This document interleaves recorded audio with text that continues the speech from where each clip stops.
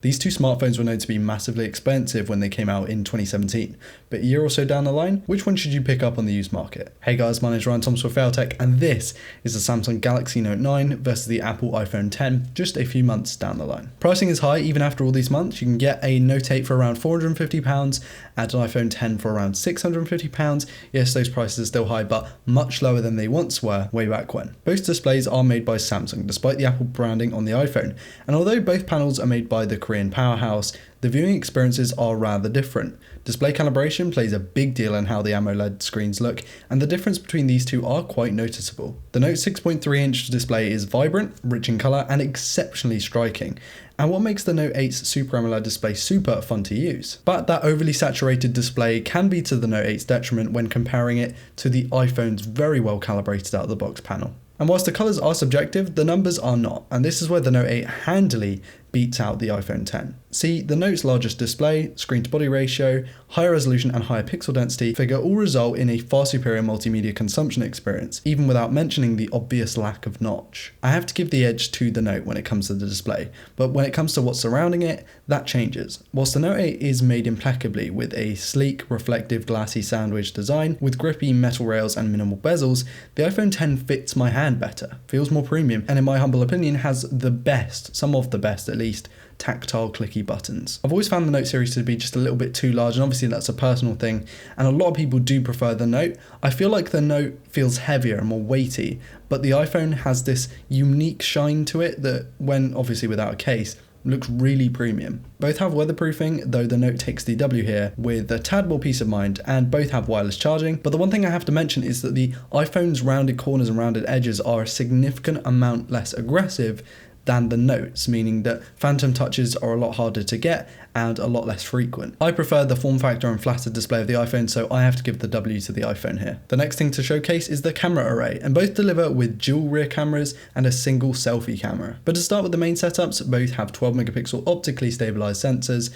with near enough the same aperture. I much prefer the software of Samsung due to the wider selection of settings and options that the iPhone just lacks. However, I find that the iPhone's images are more pleasing because there's less going on with processing. It's neck and neck in photos and videos, though I have to say if I had to pick a winner, Samsung images from the Note just look a little bit sharper and perhaps more vibrant. Maybe more fun to view is the better term. Front cameras are a slightly different story, with Samsung offering slightly higher resolution sensors and giving a more pleasing image IMO. Even a year down the line, these phones are going to give you fantastic images, both front and back cameras, and the same can be said for the UHD video and slow motion video. By all means, look into other comparisons. In fact, I'm going to leave a link to my good friend Ben's channel and the actual video that compares these two in a really in-depth head-to-head comparison in the camera test. Feel like he makes some of the best, if not the best, camera comparisons, and if you want to know more about the cameras, I'd definitely say you check out his video because he can go into more detail where I cannot. When it comes to performance, nothing is beating the iPhone 10 in this era at this price range, and the Note 8 gives it a run for its money. It certainly has the specs and numbers to back it up.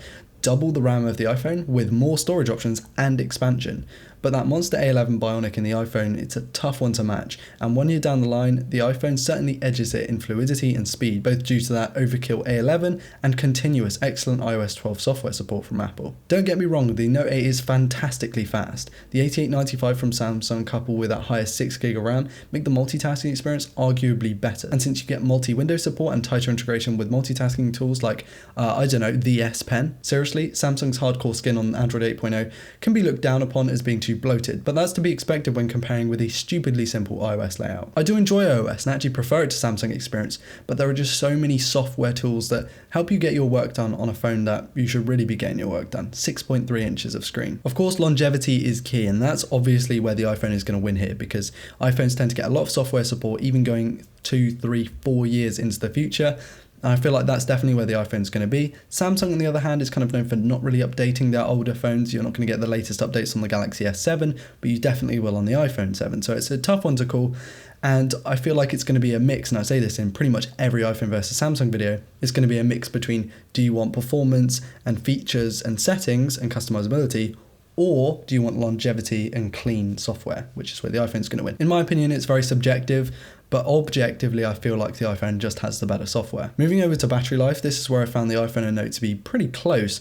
See, the Note 8's battery is way too small for its size of both screen and chassis, and the iPhone has the optimized software on its side, so it's hard to compare them. Both would get me through a full day without an issue, but only when I turned the display res down to FHD Plus from QHD Plus on the Note. Both offer quick and fast charging, though the Note actually comes with a quick charger in the box, and the iPhone doesn't, so there's definitely a W to Samsung there. Features make the Note 8 stand out and win in a lot of people's eyes. You're getting a heart rate monitor, fingerprint scanner, microSD expansion, better weatherproofing, a larger display, a stylus, a headphone jack, faster physical connections, and even DeX if you're into that. Heck, and that list can make any smartphone's feature list look bland. But like I say, and again, in every one of these Apple versus Samsung videos, you're paying for either longevity or features, and a lot of people these days are going for those features. That's where Samsung seems to win, and I'm going to give Samsung the win in this comparison. I personally would take the iPhone, and that's what I did when I got to pick between the iPhone 10 and the Note 8. I just prefer that longevity, that clean software, and just the way that I know I'm actually confident that in the future it's not going to bog down. But I could have got a way better screen, a much better multimedia experience. Of course, you get the headphone jack as well, could have expanded it. There's so many things. The list just goes absolutely on with the Note. And I feel like the Note is definitely going to be for those of you who are really interested in your smartphones, because that's where you're going to be wanting to customize it and upgrade it. And the iPhone is more for the person who doesn't really care, the layman. The person who wants a really good screen, like seriously good screen, fantastic performance going into the future, decent battery life, and doesn't really care too much for the headphone jack. And that's been about it from me, guys. Hope you enjoyed this comparison. There's actually a video coming out very soon of the Huawei P20, so stay tuned for that. Hopefully you guys enjoyed my iPhone video that I released just the other day.